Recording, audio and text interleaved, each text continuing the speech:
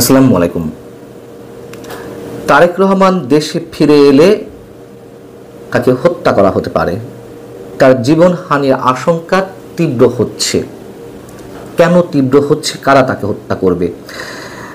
প্রিয় দর্শক, এর আগে আমি আপনাদের সামনে বলেছিলাম যে আরও 6 থেকে 7 মাস আগে বিএনপির কোনো শীর্ষ নেতা আমার সঙ্গে ব্যক্তিগত আলাপচারিতায় তিনি কেন দেশে ফিরছে না তার উত্তরে এমন আশঙ্কার কথাই জানিয়েছিলেন যে তাকে হত্যা করা হতে পারে। সেই বিষয়গুলোই এখন আন্তর্জাতিক বিভিন্ন গণমাধ্যমে নানান পর্যায়ে আলোচনার বিষয়বস্তু হিসেবে উঠে আসছে।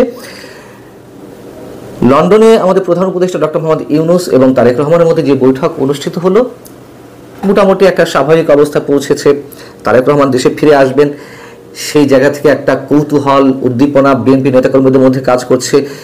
আমাদের নিজস্ব বিভিন্ন গণমাধ্যমে তিনি দেশে ফিরে এসে কোথায় উঠবেন, কোন বাড়িতে থাকবেন, সেই বাড়িতে ধোয়া মোছা কাজ চলছে, প্রস্তুতি চলছে, সেখানে পুলিশি প্রহরা বসানো হয়েছে, নানান ধরনের খবর আসছে। কিন্তু আদৌ তিনি কবে ফিরবেন, আদৌ সেই বাড়িতে থাকবেন কিনা তা নিয়েও যথেষ্ট সন্দেহ রয়েছে। এখনো অনেক কিছু প্রশ্নবিদ্ধ। এত কিছু একটা স্বাভাবিক অবস্থা আসার পরে প্রধান উপদেষ্টা বৈঠকে একটা সমঝোতা হয়েছে এমন ধারণা সবাই করছেন। সেই জায়গা থেকেও কেন তাকে নিয়ে এখনো এই ধরনের প্রশ্ন? সেই জায়গা থেকে আন্তর্জাতিক গণমাধ্যম বিবিসির পক্ষ থেকে তারেক রহমানের আন্তর্জাতিক বিষয়ক উপদেষ্টা হুমায়ুন কবিরের কাছে প্রশ্ন করা হয়েছিল। তার উত্তরে তিনি যা বলছেন তা হচ্ছে, তারেক রহমানের মতো লিডারের সিকিউরিটি কনসার্ন স্বাভাবিক বিষয়। এটা এশিয়া মহাদেশের রাজনীতিতে নাথিং নিউ, নতুন কিছু নয়। Politics in the Asia Pacific আর South Asia anywhere in the world, এই ধরনের সিনিয়র পলিটিক্যাল লিডারের নিরাপত্তা ঝুঁকির বিষয় আছে, সত্য কথা। বাংলাদেশে বঙ্গবন্ধু থেকে শুরু করে সাবেক রাষ্ট্রপতি জিয়াউর রহমান, কিংবা ভারতে মহাত্মা গান্ধী, ইন্দিরা গান্ধী, রাহুল গান্ধী, শ্রীলঙ্কার প্রেমাদাসা এবং পাকিস্তান তো রয়েছেই, এগুলো অস্বাভাবিক কিছু নয়। আওয়ামী লীগের সভানেত্রী শেখ হাসিনাকেও 18 থেকে 19 বারের জন্য তাকে হত্যার উদ্দেশ্যে অনেকভাবে টার্গেট করা হয়েছিল, আক্রমণের শিকারও হয়েছেন। তার একটা বড় প্রমাণ তো 21শে আগস্ট। তো তারেক রহমানের ক্ষেত্রে হতে পারে, অস্বাভাবিক কিছু নয়। আচ্ছা, হুমায়ুন কবির বলছেন, কিন্তু কেন হবে এই মুহূর্তে, কেন এই আশঙ্কা, সেটা আমি পরে আসছি। হুমায়ুন কবির বলছেন যে ওনারা আসার আগে তো একটা প্রস্তুতির বিষয় আছে। সরকারেরও একটা নিশ্চিত এনভায়রনমেন্ট ক্রিয়েট করতে হবে, একটা স্পেস ক্রিয়েট করতে হবে যেখানে পলিটিক্যাল লিডার্স আর সেফ সিকিউরড। তারেক রহমানের আর এক উপদেষ্টা মাহদি আমিন, তিনিও বিবিসিকে বলছেন, যথোপযুক্ত আইনি এবং রাজনৈতিক পরিবেশ যখন সৃষ্টি হবে তখন তিনি ফিরবেন। অর্থাৎ এখনো নিশ্চিত নয়। এবং তারেক রহমান দেশে ফেরার ক্ষেত্রে এর পেছনে 3টি বিষয় কাজ করছে।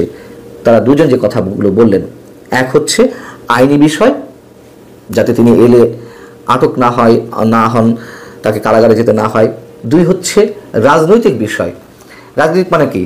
মানে বিএনপি কনফার্ম ইলেকশনে জিতবে, তিনি প্রধানমন্ত্রী হবেন বা নির্বাচনটা নিশ্চিত হবে, এটাই তো।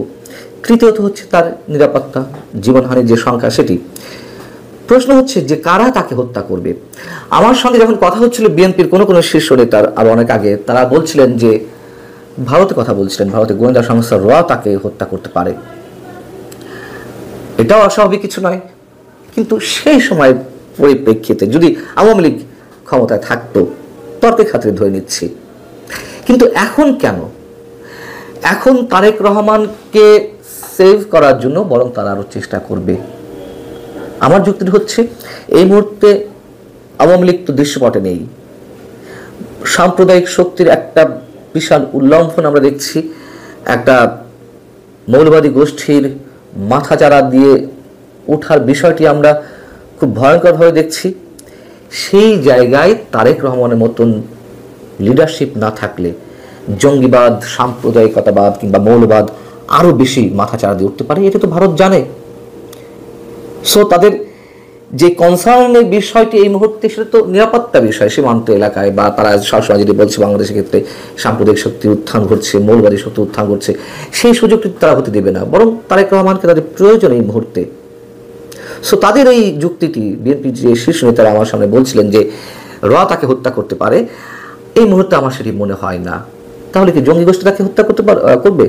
হতে পারে, এটা হতে পারে, এটা অস্বাভাবিক কিছু নয়। তারপরেও এটি যুক্তিযুক্ত কিনা সে বিষয়ে পরে আসছি। এখন মহিউদ্দিন আহমেদ, রাজনৈতিক বিশ্লেষক, তিনি বিবিসিকে যেটি বলছেন, উনি তখনই আসবেন যখন ওনার দলের মধ্যে সর্বোচ্চ পর্যায়ে গ্রহণযোগ্যতা সৃষ্টি হবে এবং তার নিরাপত্তা নিশ্চিত হবে এবং তিনি প্রধানমন্ত্রী হবেন, এরকম একটি বিষয় নিশ্চিত হলে তবেই তিনি ফিরবেন।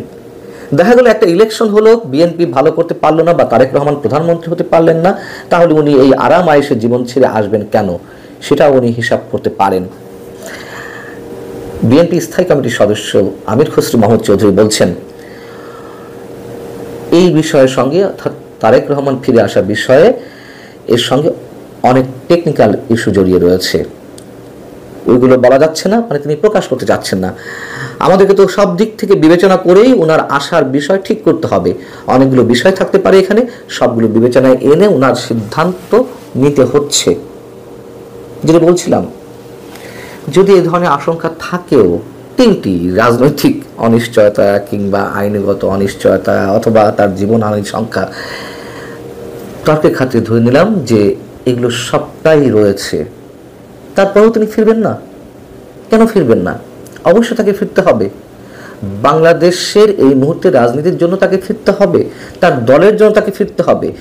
এই অনিশ্চয়তাগুলো যদি থেকে থাকেও, তারপরেও কি কোনো রাজনৈতিক দলের প্রধান দেশের বাইরে এভাবে থাকতে পারেন? নিশ্চয় না। বরং এখন মানে আমি তর্কের ক্ষেত্রে কথা বলছিলাম যে যদি ওই ধরনের অনিশ্চয়তা থাকেও, তারপরেও থাকতে পারেন না তিনি দেশের বাইরে।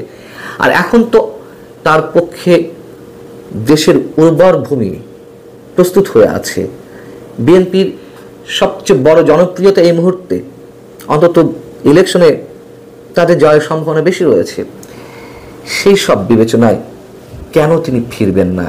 কেন এখনো পর্যন্ত সব কিছু ঠিকঠাক করেই আসবেন?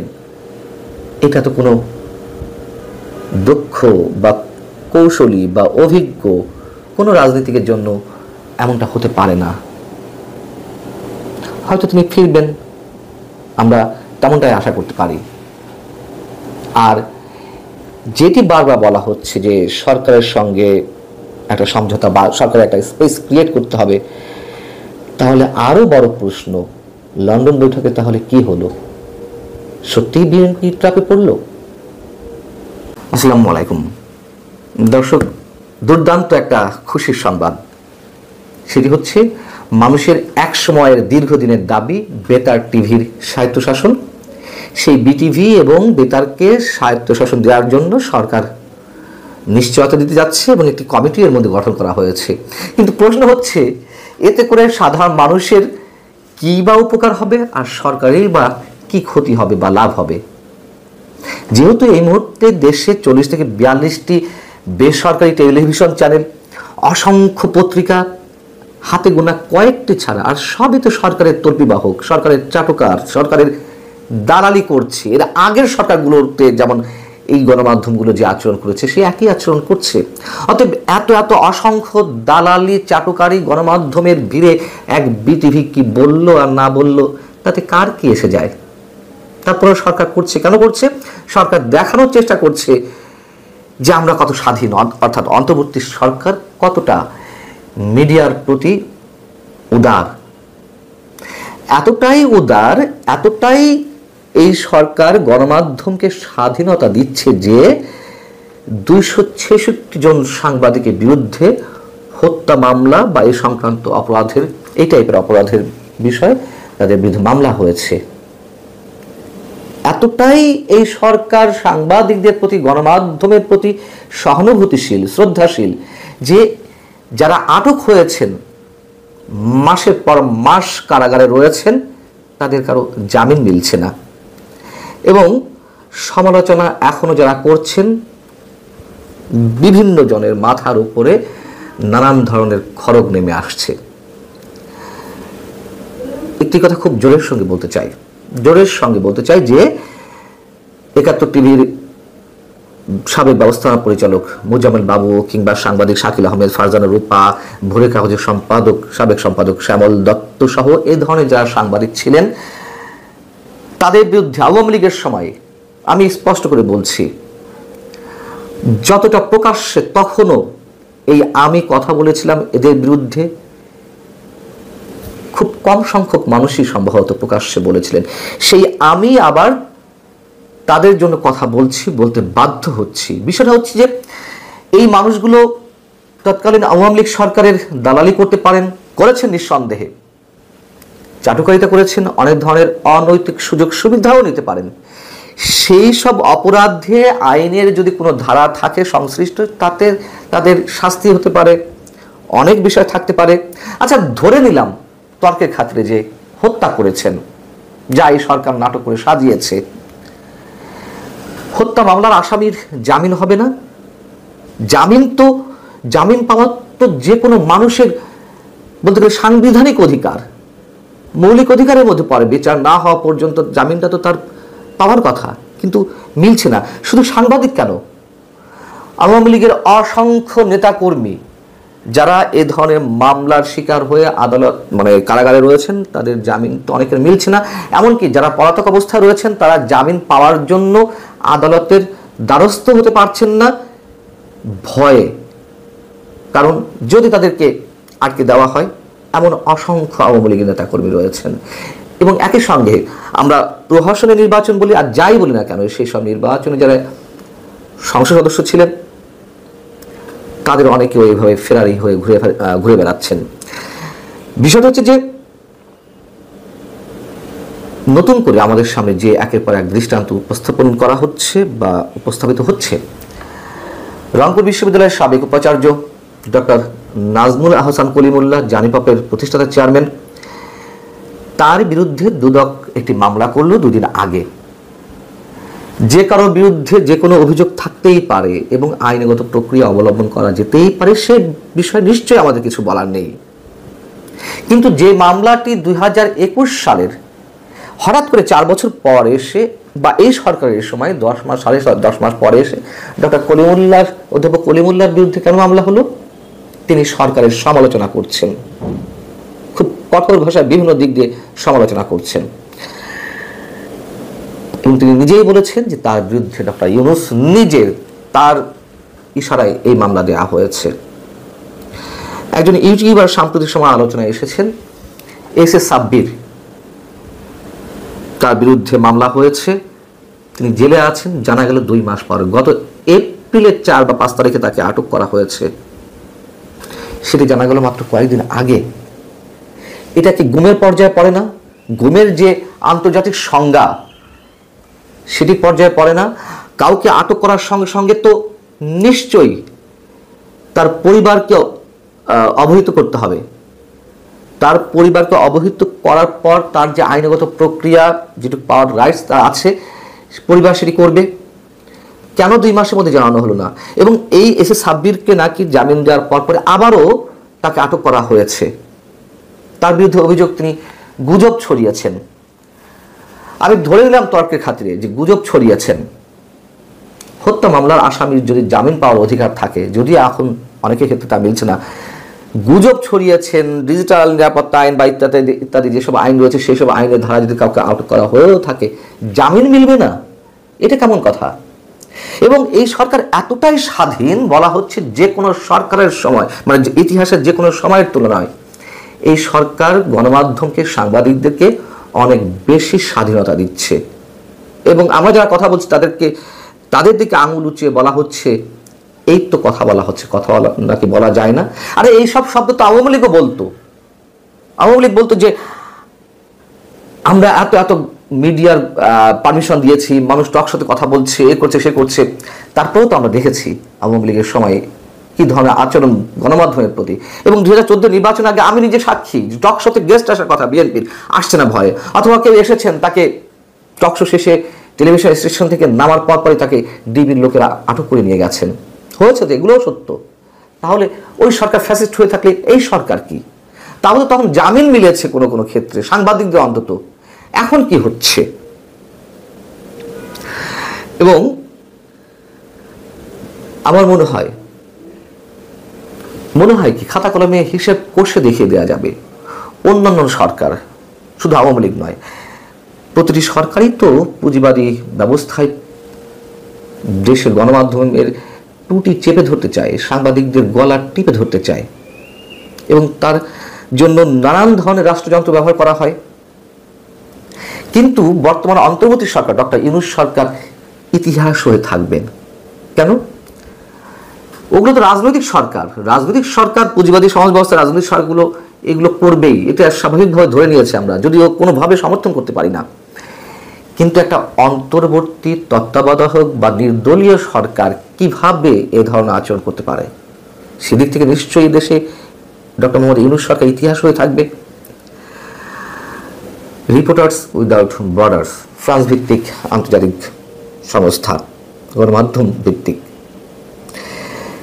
তারা একাধিকবার 2024 5 আগস্টের পর একাধিকবার উদ্বেগ জানিয়েছে সাংবাদিকদের উপরে নিপীড়ন চালানোর জন্য, হামলা চালানোর জন্য। 14 ফেব্রুয়ারি নিজেদের একটি প্রতিবেদনে এই সংস্থাটি বলছে, আশা করা হয়েছিল অন্তর্বর্তী সরকারের সময় পরিস্থিতির উন্নতি হবে, কিন্তু সাংবাদিকদের উপর হামলা নিয়মিতই হচ্ছে। তারা বলছে 2025 ফেব্রুয়ারি থেকে শুরু করে সাংবাদিকদের উপর আক্রমণ আরো তীব্র হচ্ছে, সাংবাদিকদের এখন হাতুড়ি পেটা ও লাঠি পেটা করা হচ্ছে, গণমাধ্যমের বার্তা কক্ষেও হামলা চালানো হচ্ছে, পুলিশ ও রাজনৈতিক কর্মীরা এই হামলা চালাচ্ছে। যে কারণে বলছিলাম যে ডক্টর মোহাম্মদ ইউনূসের এই সরকার ইতিহাস হয়ে থাকবে, অন্তত এই জায়গা থেকে, গণমাধ্যম থেকে যদি, মানে গণমাধ্যমের জায়গা থেকে যদি হিসাব করি। তখন আগে গণমাধ্যমকে নিয়ন্ত্রণ করার জন্য বিভিন্ন রাষ্ট্রযন্ত্র ব্যবহার করা হতো, বা সাংবাদিকদের বিরুদ্ধে তাদেরকে ব্যবহার করা হতো, আর সেগুলোর সাথে এখন যোগ হয়েছে মবতন্ত্র। আমরা দেখেছি না যে কিভাবে ফ্যাসিবাদের দোষর উল্লেখ করে বিভিন্ন গণমাধ্যমের সামনে মব ক্রিয়েট করা হয়েছে, ভাঙচুর চালানো হয়েছে। আমাদের প্রধান উপদেষ্টার press secretary mister Shafiqul Alam গত কয়েকদিন আগে বলছিলেন যে আওয়ামী লীগের সময়, আওয়ামী লীগের 15 বছরে যে তিনটি নির্বাচন হয়েছে, সেই নির্বাচন সহ বড় বড় ঘটনায় কি ধরনের সাংবাদিকতা হয়েছে বা সাংবাদিকরা কি ধরনের ভূমিকা পালন করেছেন, তার জন্য একটা অনুসন্ধানপূর্বক জাতিসংঘের কাছে প্রতিবেদন দেওয়ার জন্য আবেদন জানানো হবে। গত 15 বছর করা হয়েছে সাংবাদিকতায় দালালি, এই কথা তো আমরা অস্বীকার করছি না, কিন্তু এত অদ্ভুত অসাধারণ একটা অন্তর্বর্তী সরকারের সময় কেন দালালি চলবে? দালালি এখন থেমে আছে, চাটুকারিতা থেমে আছে, গণমাধ্যম দখল প্রক্রিয়া বন্ধ হয়ে আছে, পদবি দখল বন্ধ হয়ে আছে। এ তো আরো একটা নতুন জিনিস, পদবি দখল। আগে যারা আওয়ামী লীগের দালালি চাটুকারিতা করেছে, তারা যেমন শীর্ষ পদগুলো দখল করেছিল, সেই পদগুলো এখন নতুন দালালেরা দখল করে নিচ্ছে। পার্থক্য কি? 15 বছরের সাংবাদিকতা অনুসন্ধান করবেন, কি ধরনের সাংবাদিকতা ছিল, জাতিসংঘকে দিয়ে রিপোর্ট করাবেন, এইগুলো কে করাবে?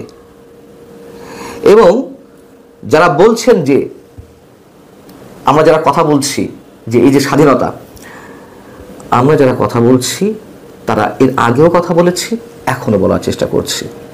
অনেক ধরনের খড়গ আমাদের উপরে নেমে এসেছে, পেশাদারিত্বের জায়গা থেকে আমাদেরকে অনেক ধরনের হ্যারাসমেন্টের শিকার হতে হয়েছে, অনেক খেসারত দিতে হয়েছে। আওয়ামী লীগের সময় দিয়েছি, এখনো দিতে হচ্ছে অনেককে।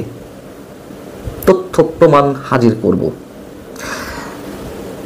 মব সংস্কৃতি শুরু হয়েছে গণমাধ্যমে, যেটি বলছিলাম। এই মবকে আবার সাপোর্ট করছিলেন আমাদের তথ্য উপদেষ্টা মাহফুজ আলম।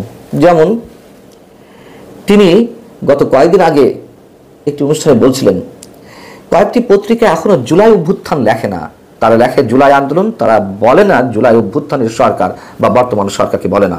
সেটিকে ইঙ্গিত করে তিনি বলছেন যে তারা বলে ক্ষমতার পট পরিবর্তনের সরকার। এসব সংবাদ মাধ্যম বন্ধ করা হয়নি, আপনারা লেখেন, জনগণ আপনাদের দেখে নেবে। শহীদ ফ্যামিলি সদস্যরাও আপনাদের দেখে নেবে, আপনাদের সাহস হয় কিভাবে। অর্থাৎ গণমাধ্যমে কি শব্দ ব্যবহার করতে হবে না করতে হবে তার একটা প্রচ্ছন্ন হুমকি দিয়ে নির্দেশ দেওয়া হচ্ছে। আরেকটি হচ্ছে শহীদ ফ্যামিলির সদস্যদের দোহাই দিয়ে মবতন্ত্রকে বা মব কালচারকে উৎসাহিত করা, জনগণ দেখে নেবে, মানে জনগণের উপরে তিনি চাপিয়ে দিচ্ছেন।